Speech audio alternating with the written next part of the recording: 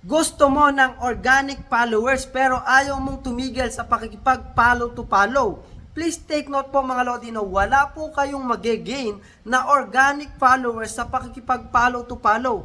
Kahit po sabihin nyo na yan ay sa Reels naman po kayo finalo. Okay? Hindi pa rin po organic yon mga Lodi, no, porket sa Reels kayo pinalo. Dahil kung kayo ay nakikipag-follow to follow at sa Reels nyo po yan pinadaan, hindi pa rin po organic yon dahil pinalo nila kayo in a certain condition, which is yun pong ipapalo back nyo sila. Okay, so ibig sabihin mga Lodi, no, pinalo lang nila kayo dahil may kapalit na pag-follow back. So ngayon mga Lodi, no, kahit ano pong pag-follow sa inyo mga Lodi, no, kapag ka po yan ay may condition, hindi po yun organic. Ang sinasabi pong organic followers, yan po yung nag-gain natin sa ating mga content, which is yung nakakagusto ng ating mga content, kaya po tayo pinapalo. At hindi po sila nag-expect na ipapalo back natin sila. Okay? So sana malinaw po yan mga Lodi, no, na wala pong nag-gain na organic followers sa follow to follow. Pero parehas naman po na may bilang yung